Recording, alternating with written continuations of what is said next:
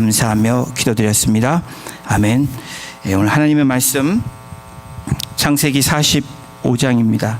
창세기 45장 1절에서 8절까지의 말씀입니다. 제가 갖고 있는 구약성경 72페이지에 있습니다.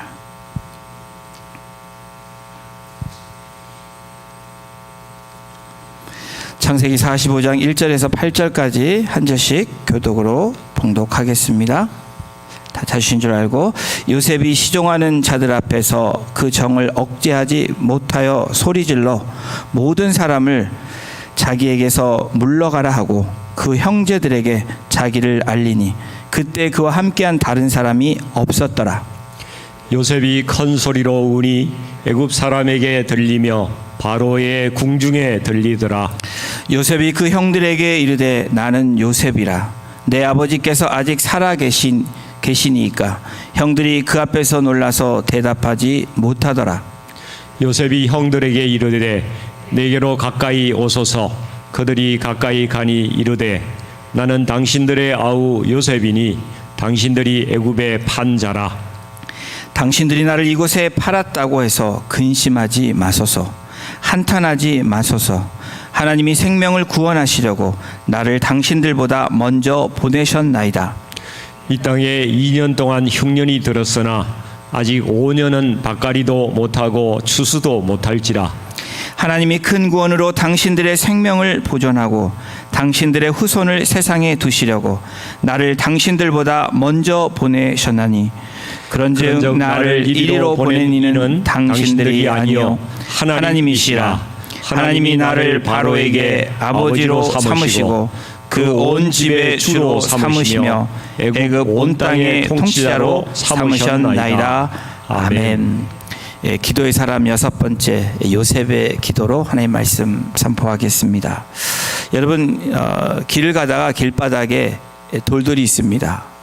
그 돌이 때로는 우리에게 불편한 돌이 될 수도 있고 때로는 우리에게 유익한 돌이 될 수도 있습니다.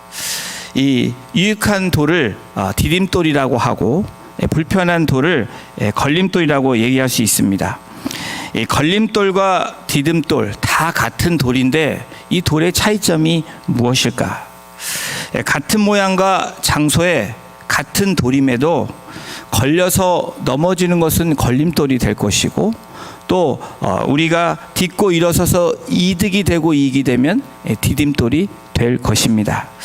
다시 말해서 걸림돌과 디딤돌의 차이는 돌의 모양이나 크기, 위치에 있는 것이 아니라 그것을 대하는 사람의 자세에 따라 달라진다라는 사실입니다. 그래서 어떤 사람에게는 길을 가다가 똑같은 돌을 보아도 어떤 사람은 걸림돌이 될 수 있고 어떤 사람은 디딤돌로 생각할 수 있는 것입니다. 여러분, 오늘 저희가 읽은 성경 창세기 45장에 나오는 인물은 요셉입니다. 이 요셉은 인생의 걸림돌의 연속의 삶이라고 해도 지나치지 않는 요셉을 묘사하는 인물입니다. 어린 시절부터 그의 인생길에 수많은 걸림돌이 깔려 있었습니다. 하지만 요셉의 삶을 보면 그 모든 돌들은 요셉에게 걸림돌이 아니라 궁극적으로는 디딤돌이 되었다라는 것입니다. 요셉을 한번 생각해 보십시오. 11번째, 이스라엘 야곱의 11번째 아들이 요셉입니다. 그리고 야곱이 나이 들어 낳은 사랑하는 아내 라헬의 첫 번째 자녀가 요셉입니다. 그래서 이 요셉을 성경이 묘사하기를 창세기 37장 3절에 보면 이렇게 요셉을 기록하고 있습니다. 요셉은 노년에 얻은 아들이므로 이스라엘이 여러 아들들보다 그를 더 사랑하므로 그를 위하여 채색 옷을 지었더니, 채색 옷을 아버지인 이스라엘 야곱이 그 아들에게만 채색 옷을 줬다라는 겁니다. 이 사실 하나만으로도 야곱이 얼마나 이 요셉을 애지중지 사랑했는지 편애했는지 알 수 있는 이런 구절입니다. 요셉의 형들의 마음에 요셉은 아주 시기 질투의 대상입니다. 여러분이 요셉을 생각해 볼 때 요셉이 이 형들에게 미움을 받을 수밖에 없는, 본인이 의도하는 상관없이 아버지가 사랑하는 그 사랑 때문에 형들에게 미움과 증오의 대상이 됩니다. 질투의 대상이 됩니다. 거기다가 요셉에게 하나님이 꿈을 꾸게 하십니다. 꿈을 주십니다. 그 비전을 보고 가만히 있으면 되는데 형들에게 이것을 아버지에게 나눕니다. 그 꿈도 그냥 일반 꿈이면 되는데 이 형들과 아버지가 자기에 다 절을 하고 해와 달과 별도 다 절을 하고 그렇다라는 꿈을 들은 형제들은 그렇잖아도 미워 죽겠는데 얼마나 미웠겠습니까? 거기다가 이 요셉의 가정사를 보십시오. 요셉의 12 형제가 있습니다. 그런데 부인이 몇 명입니까? 4명입니다. 4명을 통해서 낳은 아들들.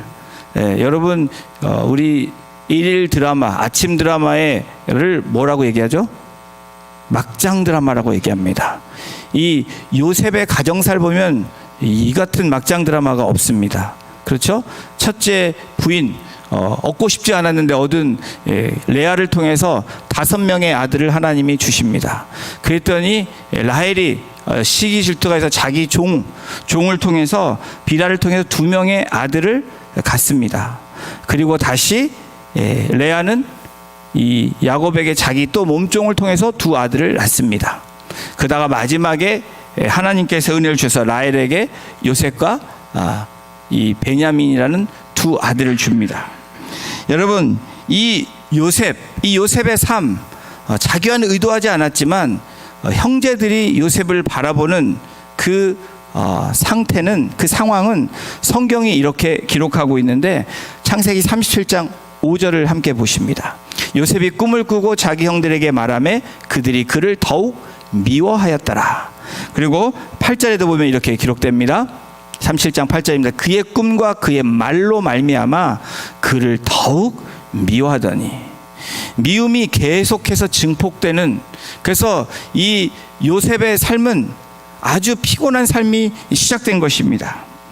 그러던 중에 이 아버지 야곱, 이 이스라엘이 형제들이 나가서 이 목축업, 그 당시에 목축업인데 이 양과 이 가축들을 끌고 나가서 풀을 먹이고 타 지역으로 세겜이란 땅으로 갔는데 이 아버지 야곱이 요셉을 시켜서 형들이 어떤지 보고 오라고 이렇게 심부름 시킵니다.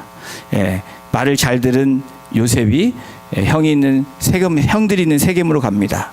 그랬더니 형들이 세겜에서 도단으로 옮겨갑니다. 또 도단으로 옮겨서 형을 만나러 가는 그 찰나에 성경이 형제들이 어떻게 요셉을 보고 있는지 창세기 37장 18절에 이렇게 성경은 기록합니다. 우리 함께 읽어볼까요? 시작.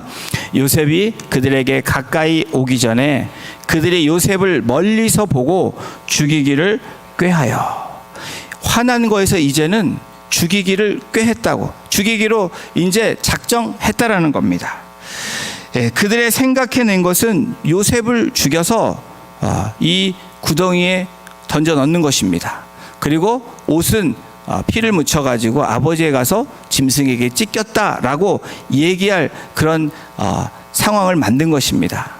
그 중에 형제인 첫째 장자인 루벤이 이 동생이 죽는 것을 원하지 않고 구원하기 위해서 그렇게 하지 말라라고 잠시 나간 사이에 형제들과 특별히 유다가 은 20세겔에 동생 요셉을 이 애굽 상인에게 팔게 됩니다.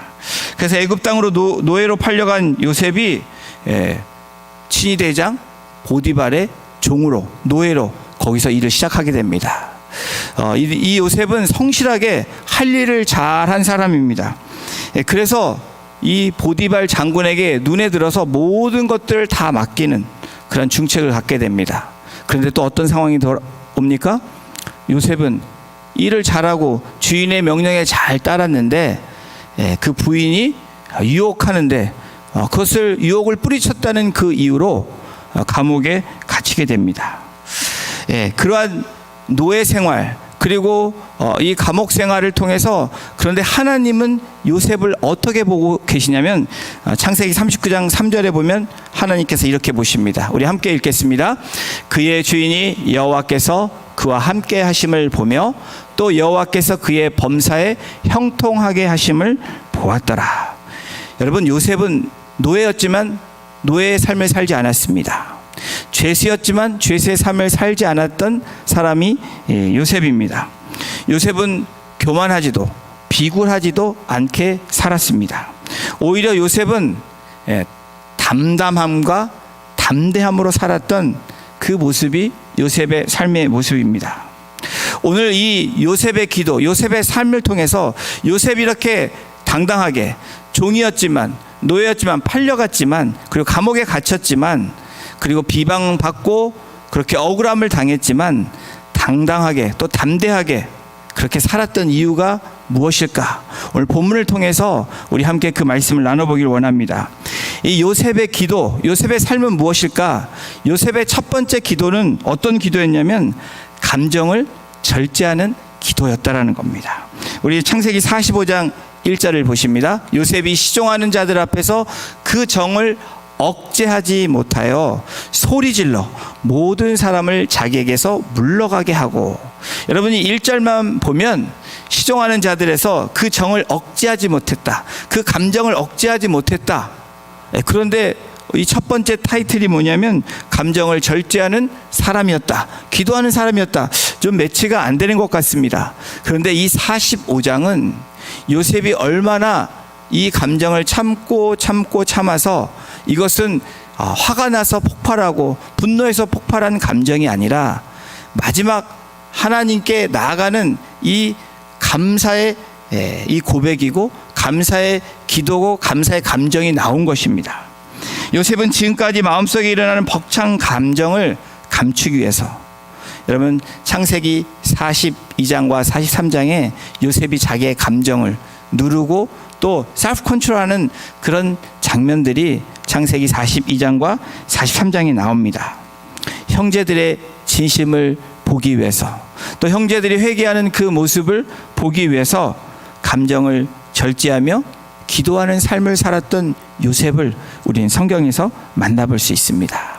여러분, 상처 입은 치유자, The Wounded Healer, 헨리 나우엔이 쓴 책들 중에서 명작 중에 하나인데, 그래서 이 책에서 뭐라고 얘기하냐면 현대사의 사역자를 상처 입은 치유자로 정의를 합니다. 그래서 자기가 입은 상처로 다른 사람들을 해치는 게 아니라, 다른 사람들 상처를 주는 것이 아니라 생명을 주는 원천이 되는 그 이름이 상처 입은 치유자다라고 얘기합니다.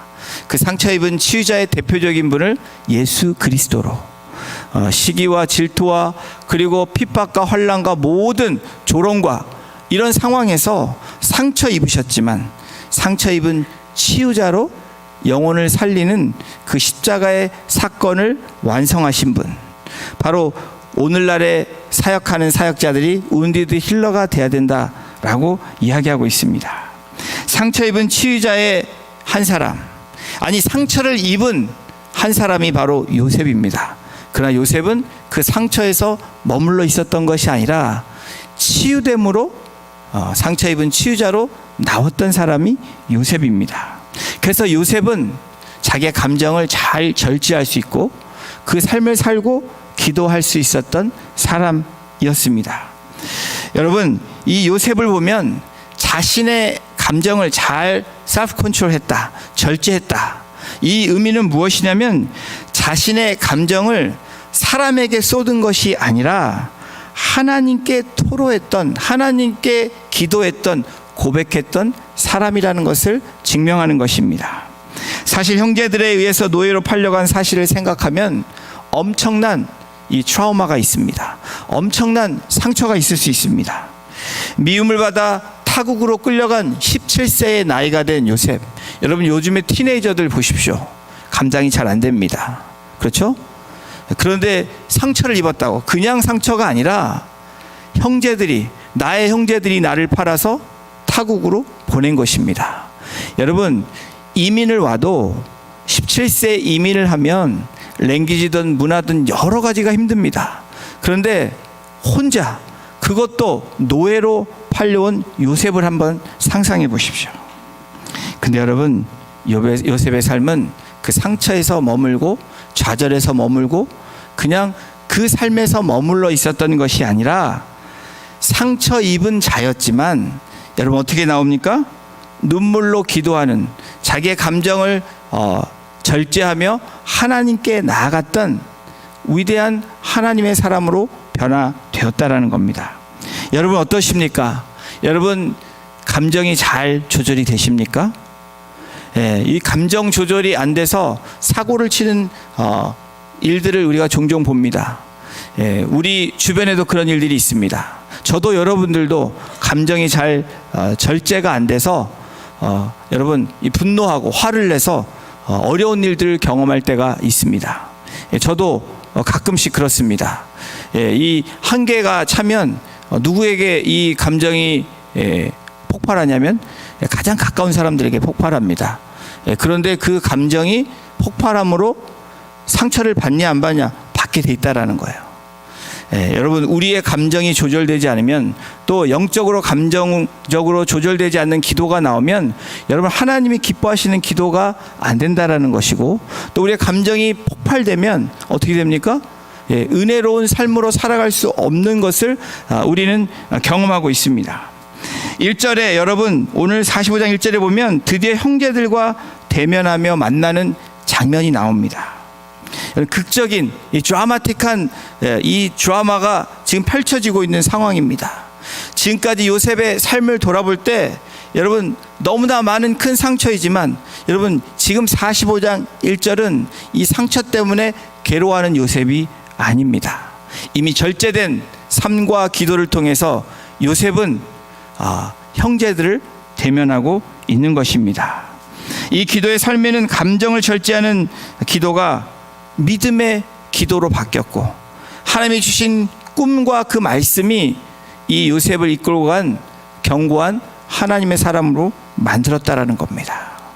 사랑하는 성도 여러분, 우리가 절제하는 이 감정을 절제함으로 또 하나님께 은혜가, 하나님께 영광이 되고 또 주위에 있는 우리 가족과 이웃들에게 그리고 은혜가 되는 귀한 삶이 되시기를 주님의 이름으로 축원합니다. 요셉의 기도는 감정을 절제하는 기도입니다. 두 번째, 우리 함께 읽어보겠습니다. 시작. 애통하는 기도입니다. 45장 2절도 함께 읽겠습니다. 요셉이 큰 소리로 우니 애굽 사람에게 들리며 바로의 궁중에 들리더라. 여기까지만 읽겠습니다. 바로의 궁중에 들리더라. 요셉이 대성 통곡을 했다라고 표현하는 장면이 큰 소리로 울었다. 그랬더니 애굽 사람들에게 들리고 그리고 궁중에까지 들렸다. 아마 요셉 집이 가까워서 들릴 수도 있고, 아니면 요셉의 시중들이 와서 그 소리를 듣고 왕에게 알렸을지도 모릅니다. 그러나 여러분 분명한 것은 요셉이 큰 소리로 울었다. 여러분 이 울음은 괴로움의 울음이 아닙니다. 너무 분해서 분한 울음이 아니라는 겁니다. 아마도 요셉이 눈물 흘린 적은 있었겠죠. 화가 나고 분하고 억울해서. 그러나 45장 오늘 이 본문에서는 요셉이 울었다. 큰 소리로 울었다. 여러분 이 세상에서 가장 뜨거운 물이 무엇일까요? 눈물. 맞죠? 그 눈물을 흘리시고 계십니까? 여러분 눈물이 없다라는 것은 저와 여러분들이 감정이 메말랐다라는 의미이기도 합니다.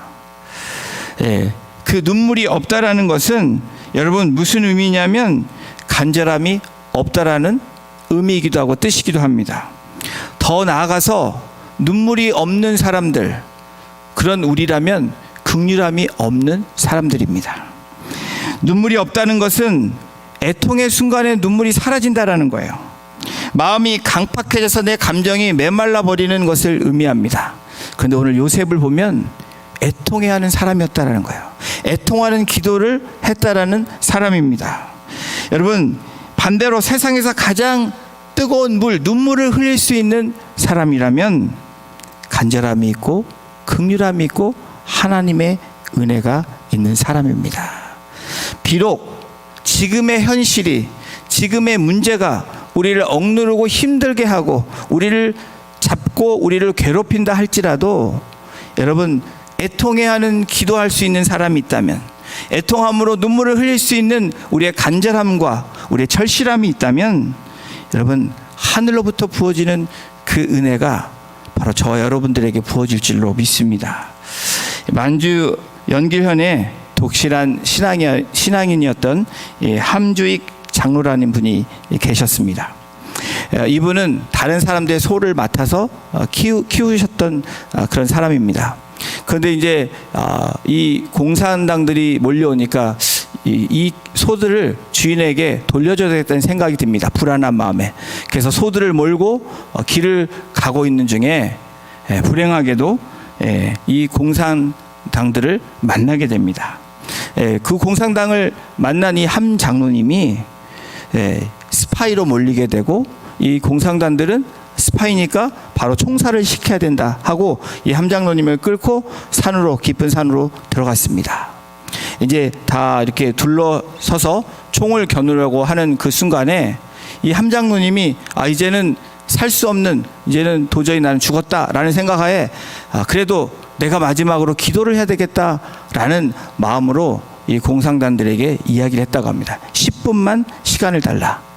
그랬더니 이미 죽을 목숨이니까 이 공산당, 그래 10분 시간을 주겠다. 그랬더니 함 장로님이 눈물로 정말 간절히 기도하며 애통해하는 마음으로 이 공산당원들과 나라와 민족과 또 백성들 위해서 간절히 기도하기 시작합니다. 이 기도가 하늘에 닿음으로 어떻게 됐을까요? 이 공산당이 감동을 받기 시작합니다. 그리고 그들도 눈물을 흘리기 시작하고, 기도가 끝난 30분쯤에는 눈을 떴더니 그들은 온데간데 없고 그렇게 살아나셨다는 이야기가 전해지고 있습니다. 사랑하는 성도 여러분, 그리스도인이 애통의 마음을 품고 기도의 자리에 나아갈 때, 여러분, 하늘의 은혜를 경험하게 됩니다. 사람의 마음을 감동하게 하는 놀라운 그 하나님의 역사를 경험하게 된다라는 겁니다.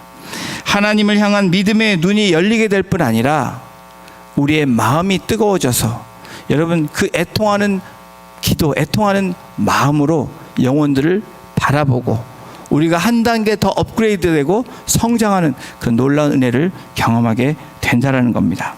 히브리서 4장 16절에 성경은 이렇게 기록합니다. 우리 함께 읽어보겠습니다. 시작. 그러므로 우리는 긍휼하심을 받고 때를 따라 돕는 은혜를 얻기 위하여 은혜의 보좌 앞에 담대히 나아갈 것이니라. 그러므로 우리가 긍휼하심을 받고 때를 따라 돕는 은혜를 얻기 위해서, 여러분, 때를 따라 돕는 은혜를 얻기 위해서 어디로 나가야 됩니까? 은혜의 보좌 앞에 담대히 나아가라는 겁니다. 나아갈 뿐 아니라 애통해하는 마음으로 나아갈 때 하늘 문이 열리는 그 폭포수 같은 은혜를 경험하시게 될 줄로 믿습니다. 요셉의 기도는 감정을 절제하는 기도였고, 그리고 애통해하는 기도였습니다. 그리고 세 번째 요셉의 기도는 용서하는 기도입니다. 우리 창세기 45장 4절을 함께 같이 합독합니다. 요셉이 형들에게 이르되 내게로 가까이 오소서. 그들이 가까이 가니 이르되 나는 당신들의 아우 요셉이니 당신들의 애굽의 판자라. 용서하는 마음으로 요셉은 형들을 대면하고 있습니다. 그런데 형들의 마음은 어떨까? 자기들의 잘못을 알기에 도둑이 재발절인다고 요셉이 용서하는 마음을 갖고 있었음에도 아마도 이 45장 4절의 마지막 말 때문에 더 조금 두렵지 않았을까? 자기들이 한 행동을 리마인드 해주는 이 요셉의 발언, 당신들이 애굽의 판자라. 여러분, 나는 당신들의 아우 요셉입니다. 요셉은 지금 이 마음은 용서의 마음입니다. 이미 감정을 절제하고 또 그리고 애통해하는 마음으로 형들에게 준비되어 용서하는 마음으로 나와 있는 이 요셉. 그런데 여러분, 재밌는 사실은 이 형제들은 계속해서 두려움과 언제 어떻게 될지 모르는 그 강박관념에 살고 있었다라는 것입니다. 요셉은 여러분 보복을 위한 심판자로 그렇게 정죄하는 정죄자로 나온 것이 아니라 용서하는 사람으로 그 자리에 나온 것입니다. 지금까지는 요셉이 애굽의 총리로서 그들을 대하였다면 지금은 나는 당신들의 아우다라고 말하면서 형제로서 가족으로서 지금 대하고 있는 것입니다. 그래서 창세기 45장 5절에 요셉이 이렇게 이야기합니다. 우리 45장 5절을 함께 읽어보겠습니다. 당신들이 나를 이곳에 팔았다고 해서 근심하지 마소서, 한탄하지 마소서.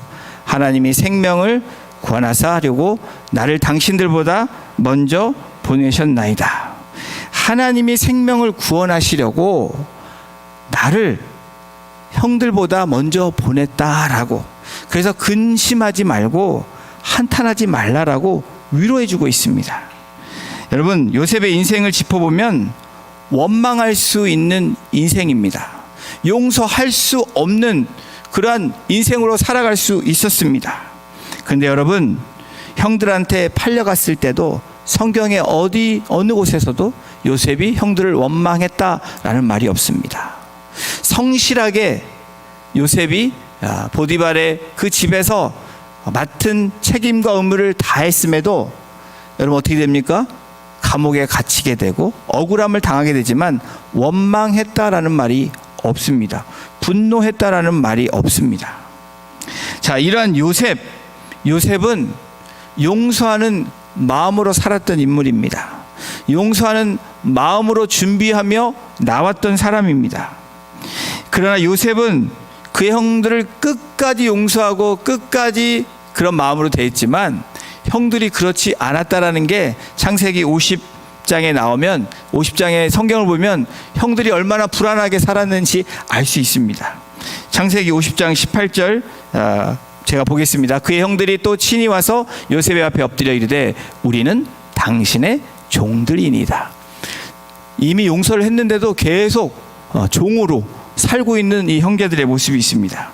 그리고 요셉이 그들에게 이르되 두려워하지 마소서, 내가 하나님을 대신하리까.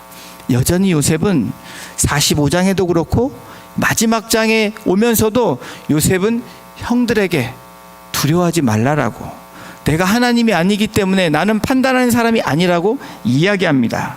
그러면서 45장에 얘기했던 그 말을 또 합니다. 당신들은 나를 헤아려 하였으나 하나님은 그것을 선으로 바꿔주셨다 라고 고백하고 있습니다. 해밍웨이 소설 가운데 이런 이야기가 있습니다. 어느 스페인에 아버지가 있는데 아들과 관계가 좋지 않습니다.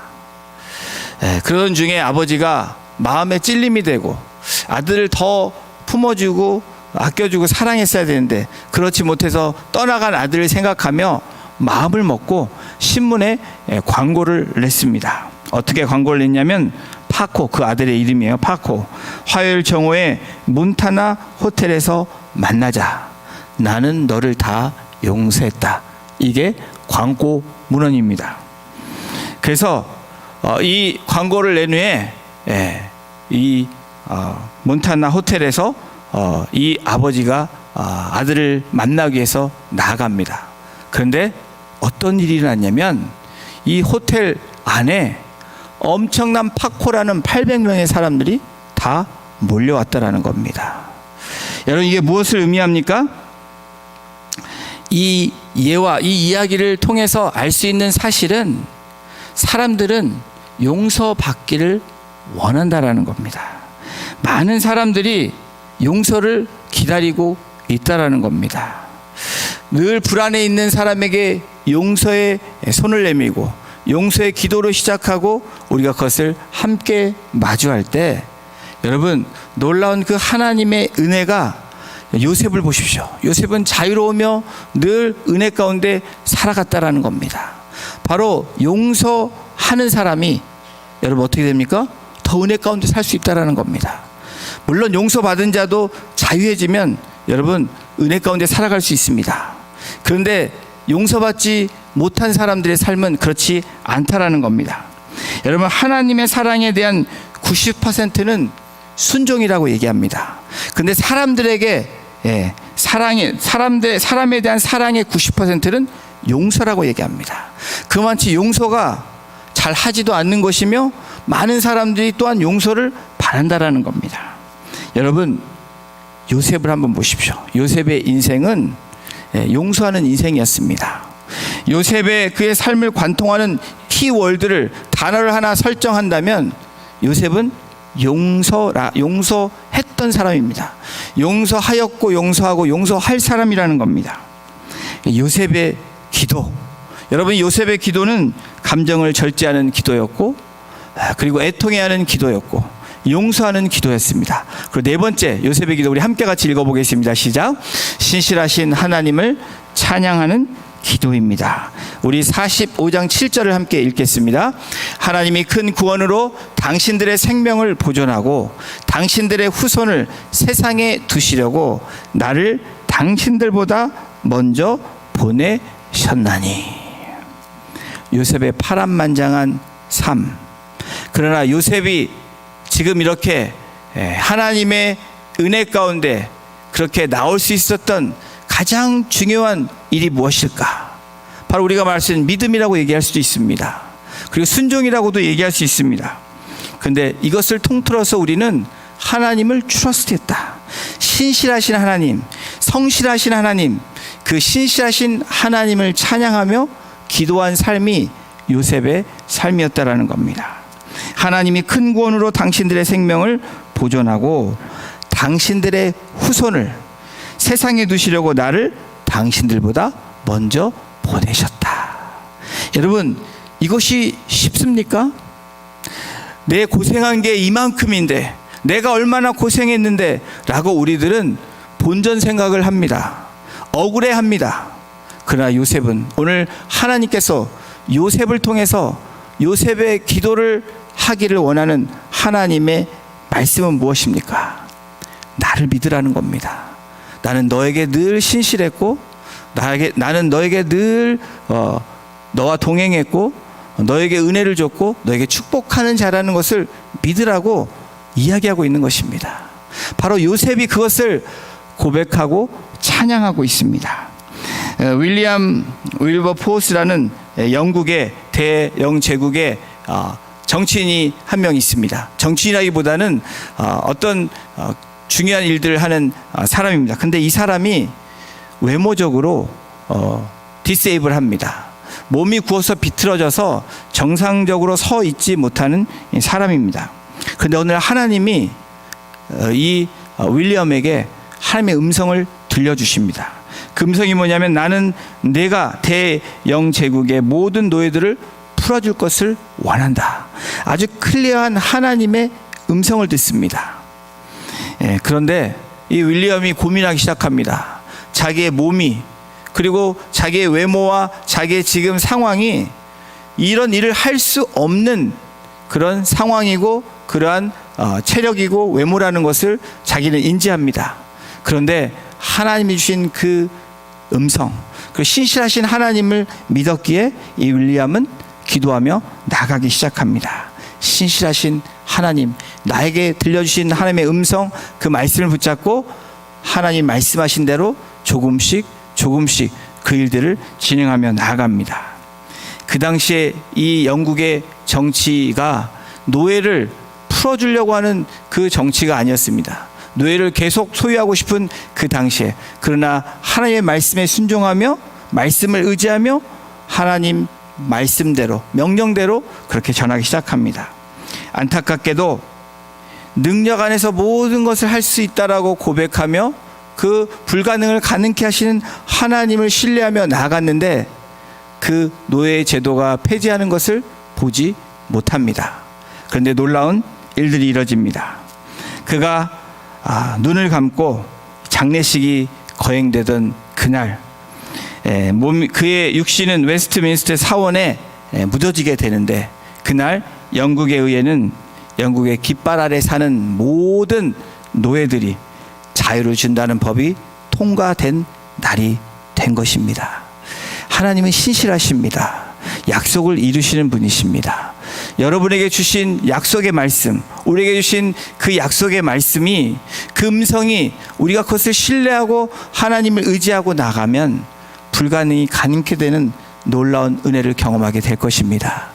요셉이 그것을 우리에게 증명해 주고 있고, 오늘 하나님께서 이 요셉의 인물을 통해서 요셉의 기도는 이러한 것이다 라고 우리에게 말씀해 주고 있습니다. 사랑하는 성도 여러분, 우리의 삶은 바로 요셉과 같이, 여러분, 걸림돌이 늘 우리 앞에 장애물들이 다가옵니다. 그러나 신실하신 하나님을 의지할 때, 여러분, 그것은 걸림돌이 아니라 디딤돌로 나아갈 수 있는 그 은혜의 시작이 될 줄로 믿습니다. 그러한 은혜의 삶으로 이번 한 주간도 신실하신 하나님을 찬양하며 기도하고, 애통해하는 마음으로, 그리고 용서하는 마음으로, 그리고 또 우리가 감정을 컨트롤하며 하나님께 기도하는 그 삶이 되시기를 다시 한번 주님의 이름으로 축원합니다. 우리 같이 이 시간 찬양 드리겠습니다.